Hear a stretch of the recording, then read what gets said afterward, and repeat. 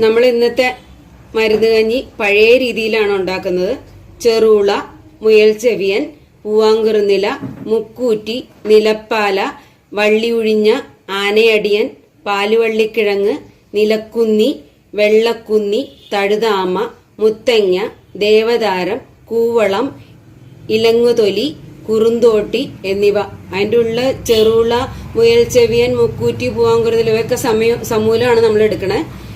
അതെല്ലാം ഇടിച്ചു പിഴിഞ്ഞ് നീരെടുത്തിട്ട് അത് പകുതിയാക്കി വറ്റിക്കണം. ഇപ്പോൾ 1 ലിറ്റർ ആണെന്നുള്ളതാണെങ്കിൽ 1/2 ലിറ്റർ ആക്കണം, പകുതിയാക്കി വറ്റിച്ചെടുക്കണം. ഞാൻ അങ്ങനെ ഇതെല്ലാം ഇടിച്ചു പിഴിഞ്ഞ് നീരെടുത്ത് പകുതിയാക്കി വറ്റിച്ച് വെച്ചിരിക്കുകയാണ്. ഇനി അതിനുള്ളിലേക്ക് നമുക്ക് ഉണക്കലരിയും ഞവര അരിയും കൂടി കഴുകി ചേർത്ത് കൊടുക്കാം. എന്നിട്ട് വേവിക്കണം. അതിനുള്ളിലേക്ക് നമ്മൾ കഴുകി വെച്ച ഞവരയരി ചേർത്ത് കൊടുത്തിട്ട് കുറച്ച് ഉണക്കലരി 2 അര ഗ്ലാസ് വീതമാണ് ചേർത്തിരിക്കുന്നത്. ഞവരരിക്ക് മാത്രം ചേർക്കുമ്പോൾ ഒരു സ്വാദ് പോരായ്കയുണ്ട്. അതുകൊണ്ട് നമ്മളിവിടെ ഉണക്കലരി കൂടി ചേർത്ത് കൊടുക്കുകയാണ്. ഉണക്കലരി കൂടി ചേർത്ത് ഈ കഷായത്തിൽ കിടന്ന് ഇത് വേവണം. നമുക്കിനി കുക്കർ അടച്ചു വെച്ചിട്ട് വേവിക്കാം. ഇന്ന് നമ്മൾ കഞ്ഞി വയ്ക്കുന്നതിന് ആദ്യം മുതൽ തന്നെ രാവിലെ തന്നെ കക്ക് പരിപ്പ് എടുക്കാനായിട്ട് ആ കായ പൊട്ടിച്ച് അത് വെള്ളത്തിലിട്ട് കുതിർത്തി വെക്കണം. എന്നിട്ട് നമ്മളത് അരച്ചെടുക്കണം. എന്നിട്ടാണ് കഞ്ഞിയിൽ ചേർക്കേണ്ടത്. അപ്പൊ ആദ്യമേ അത് തന്നെ ചെയ്യണം. ഈ കക്ക് കായക്ക് കട്ടുണ്ട്, അത് കളയാൻ വേണ്ടിയിട്ട് നമ്മളത് ആദ്യം കുറച്ച് വെള്ളത്തിലിട്ടിട്ട് അത് ഊറ്റി കളഞ്ഞിട്ട് വേണം അത് വെള്ളത്തിലിട്ട് കുതിർത്താനായിട്ട്. എന്നിട്ട് വേണം അരച്ചെടുക്കാൻ. ഇപ്പൊ ഞവരയരിയും ഉണക്കലരിയും വെന്ത് വന്നിട്ടുണ്ട്.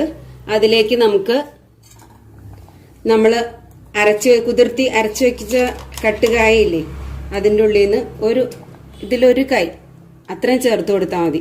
കൂടുതൽ ചേർക്കരുത്. അത്രയും ചേർത്ത് കൊടുത്തിട്ട് അതിൻ്റെ ഉള്ളിലേക്ക് ആശാളിയും ചതവുപ്പയും ഉലുവയും പൊടിച്ചത് ഇട്ട് കൊടുക്കണം. ഞാനിവിടെ പൊടിച്ചു വെച്ചിട്ടുണ്ട്. ആശാളിയും ചതവുപ്പയും ഉലുവയും അത് പൊടിച്ചത് നമുക്ക് ഇട്ട് കൊടുക്കാം. എന്നിട്ട് നമുക്ക് 2ാം പാൽ ഒഴിച്ച് ഒന്നുകൂടെ വേവിക്കാം. 2ാം പാൽ ഒഴിച്ചു കൊടുക്കാം. കൂടാതെ ഒരു നുള്ളു ജീരകവും കൂടി ഇടണം. 2ാം പാൽ ഒഴിച്ച് വറ്റി വന്നിട്ടുണ്ട്. നമുക്കിനി ഇതിലേക്ക് 1ാം പാൽ ചേർത്ത് കൊടുക്കാം. ഞാൻ ഇതിനുള്ള ഒരു ചെറിയ കഷ്ണം പനഞ്ചക്കര ചേർത്തിട്ടുണ്ട് കേട്ടോ. പച്ചമരുന്നുകൾ കൂടിയിട്ടുള്ള കാരണം അത്ര വലിയ സുഖമില്ല കുടിക്കാൻ, എന്നാലും ഗുണമേറും, ഭയങ്കര ഗുണമുണ്ട്. തിള വന്നു കിടക്കുമ്പോൾ നമുക്ക് നിർത്താം. തിളച്ചു, നമുക്കിനി നിർത്താം. ഔഷധക്കഞ്ഞി റെഡി.